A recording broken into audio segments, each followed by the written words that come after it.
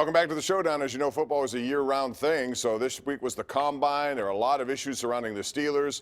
They have yet to put a franchise tag on Bud Dupree, even though they could have, although the deadline is March 18th. Mark Kaboly, you were in Indianapolis. I want to ask you about this because a lot of people think that's going to happen. It likely should happen just because of the year he had, but there are others who think maybe you could use that $15.5 million on other areas and not give a franchise tag to Bud Dupree. Where do you sit on this? Well, that's possible. Well, you could do that. But what I would like to see is, and I don't think this is in the case, and I even asked Kevin Colbert that in Indy, is what about signing him to a franchise tag without the thought of signing him long term?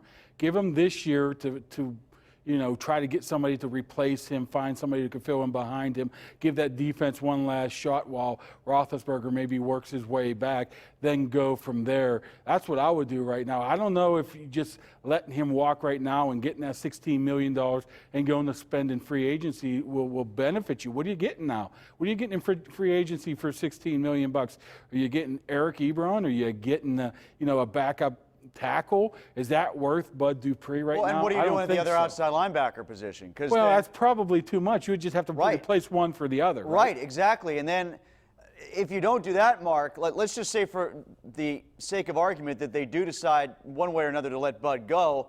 Now you've just created an issue on defense or heightened an issue on defense that you already had. It used to be there's no depth at outside linebacker. Now you don't have a starter. And while you might be able to throw some money, say like at a Hunter Henry or something like that to plug tight end, you're probably got to use your second-round pick, the only one you have in the top 95, on an outside linebacker or some sort of pass rusher, and you still by this point haven't addressed either wide receiver, offensive line, or running back. And I think you're just creating a problem for yourself by letting Bud go just because you don't want to pay him the franchise tag. I don't like that idea. I can't see him going anywhere this year. They got to put the franchise on him. I mean, I heard all the stuff Colbert said. We want him to finish his career. I get that. You know, he said the same thing about Le'Veon Bell. We all know how that worked out, not so well. I don't know that Kevin is going to be able to get a long-term deal done, but I see no reason why they can't bring him back for one more year. Ben's coming back, take a shot with the defense playing as well as it is, and then worry about next year when you have a few more draft choices. Yeah, and you know what, Mark, I don't know what you think about this, but I've read this quite a bit lately. Why don't they franchise and trade him on the tag somewhere else and let the new team sign him, a la what occurred with D. Ford?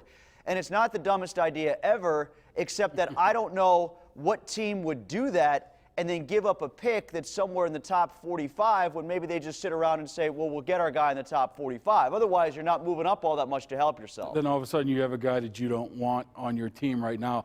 I'm all for signing him franchise tag this year. Next year, you got first-round pick back. You got a potential, $30 more million in salary cap to spend with. Deal with that position next year when you're trying to sign T.J. Watt to a long-term deal. I don't think you can sign both of those guys. That's the other factor. T.J. Watt is going to cash in, too. I don't think you can have them both long-term, but you certainly can have them both for one more year. All right, let's talk about something else, Kevin Colbert. He was very bullish on Ben Roethlisberger, and that's good to hear, but he also said that potentially could be better than he was before. So, Mark, you were there for that one as well. Were you a little bit surprised? Without having the benefit of seeing Ben throw the ball actually in a minicamp or anything beyond what we saw in that video. Yeah, let's put this in perspective right now.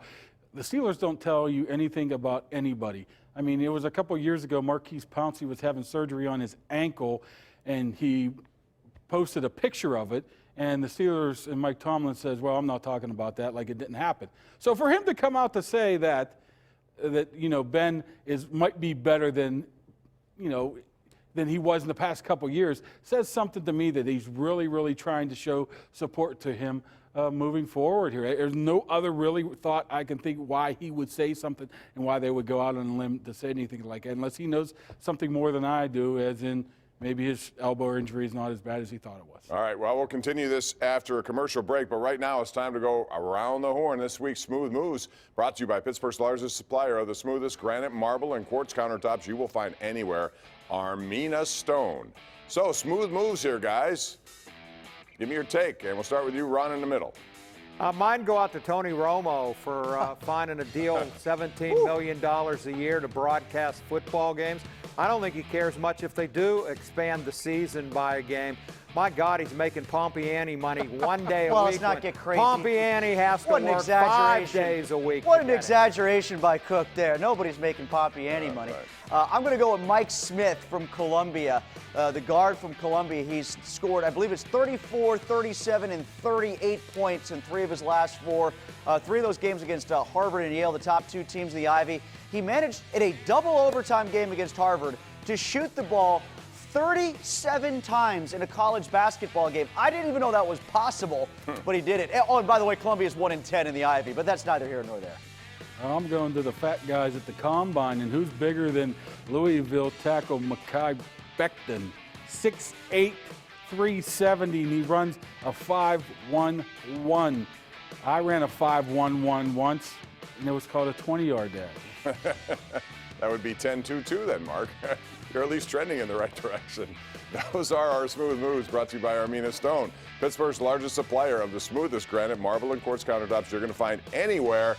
Score a touchdown right now with Armina Stone. When we come back, we'll continue with the Steelers next.